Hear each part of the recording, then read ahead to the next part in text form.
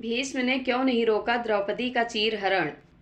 महाभारत में द्रौपदी चीरहरण के समय भीष्म सहित कई वरिष्ठ जनों ने मौन धारण किया हुआ था।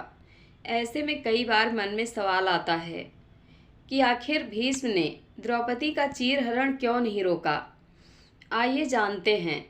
बाण शैया पर लेटे भीष्म ने द्रौपदी को इसका क्या कारण बताया था।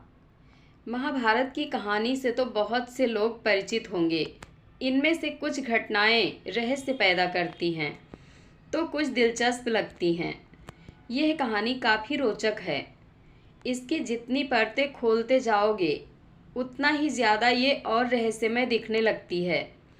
जैसे द्रौपदी का 5 भाइयों के साथ विवाह, इस विवाह की शर्त और नियम, इसके अलावा अर्जुन और कृष्ण का संबंध, आजीवन विवाह न करने की प्रतिज्ञा लेने के बाद देवव्रत को भीष्म की उपाधि मिलना, पांचाली का चीरहरण आदि, शकुनी का प्रतिशोध, भीष्म को मिला इच्छा मृत्यु का वरदान, शांतनु का गंगा से विवाह, अम्बा का श्राप और शिखंडी का जीवन आदि। महाभारत में भीष्म पितामह को बहुत ही आदरणीय माना जाता है।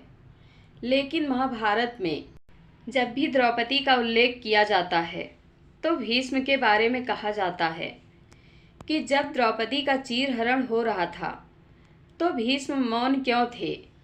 भीष्म के मौन रहने से कई तरह के कारण बताए जाते हैं। कुछ लोगों का मत है कि भीष्म द्रौपदी को पसंद नहीं करते थे, इसलिए द्रौपदी के साथ हो रहे अत्याचार को देखते हुए भी भीष्म चुप रहे। लेकिन वेद व्यास रचित महाभारत में इसके कारण का उल्लेख भी किया गया है। बाण शैया पर लेटे हुए भीष्म ने द्रौपदी को खुद इसका कारण बताया था। महाभारत महाकाव्य के अनुसार भीष्म पितामह जब कुरुक्षेत्र की रणभूमि पर बाण शैया पर लेटे हुए थे तो द्रौपदी ने भीष्म के पास आकर हाथ जोड़कर कहा, पूज्य पितामह जी, आपको इस अवस्था में देखकर मुझे बहुत ही पीड़ा हो रही है। मैंने कभी नहीं सोचा था कि आपको इस परिस्थिति से गुजरना पड़ेगा। लेकिन मन में एक प्रश्न है कि अगर आपने मेरे अपमान के समय मौन धारण नहीं किया होता तो आज किसी को भी यह दिन नहीं देखना पड़ता। आपको उस दिन मौन नहीं रहना चाहिए था। इसके बाद द्रौपदी ने भीष्म से कारण पूछते हुए कहा, पितामह, आपने दुर्योधन और दुशासन द्वारा किए गए अन्याय को क्यों नहीं रोका? क्यों आपने अपनी पुत्र वधू का अपमान होने दिया?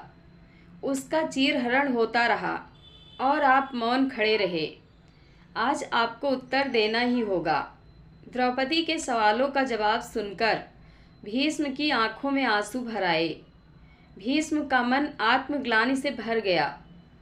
भीष्म ने टूटी हुई आवाज में कहा, मैं जानता था कि एक दिन मुझसे यह सवाल जरूर पूछा जाएगा। मुझे इस बात का अंदाज़ा था। सुनो द्रौपदी, मैं आज तुम्हें यह सत्य बताता हूँ कि दुर्योधन द्वारा किए गए इतने बड़े अपराध को देखते हुए भी मैं चुप क्यों था। भीष्म ने द्रौपदी को बताया था कि जिस समय मैं कौरवों की राज्यसभा में था, मैं दुर्योधन का दिया अन्न खा रहा था, जिसे दुर्योधन ने पाप कर्मों से कमाया था। इस कारण से मैं दुर्योधन का अन्न नमक खाने की वजह से उसके अधीन हो गया था। मैं चाहकर भी कुछ नहीं कह पाया। दूसरी बात यह है कि हम जिस भी इंसान का अन्न खाते हैं, कहीं ना कहीं उसका प्रभाव हमारे मन मस्तिष्क पर भी पड़ता है। मेरे साथ भी कुछ ऐसा ही हुआ। भीष्म का उत्तर सुनकर द्रौपदी को बहुत आश्चर्य हुआ।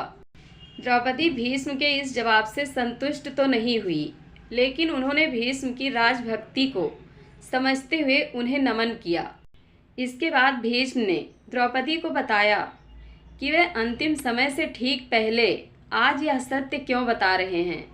भीष्म ने द्रौपदी से कहा, द्रौपदी, मैं अपनी मृत्यु से पहले यह बात बताकर ही इस संसार से विदा होता, लेकिन मैं कुछ समय की प्रतीक्षा कर रहा था, जिससे कि मैं ऋण मुक्त होकर इस सत्य को बता सकूं।